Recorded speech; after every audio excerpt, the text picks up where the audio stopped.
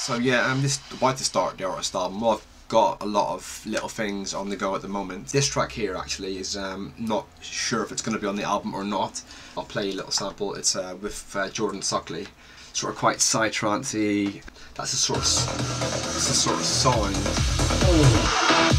I've got a collaboration with Astrix on the go at the moment, which I'm really excited about because he's been a hero of mine since I got into psytrance, and he's an absolute legend. Love the guy, amazing. Working with Blazer as well, who's like up and coming breaks producer, who's unbelievable too, so I'm excited about that. And a singer-songwriter called Dave Wright, who is in a band called Headway, who were signed to Geffen in the States. He's an amazing songwriter, an amazing singer. People will know him from singing on Northern Lights. He's done a few tracks on the album which are unreal. It should be ready for, has to be ready for May. Actually, no should be, it has to be ready for May. I'm not innocent, I want you to know.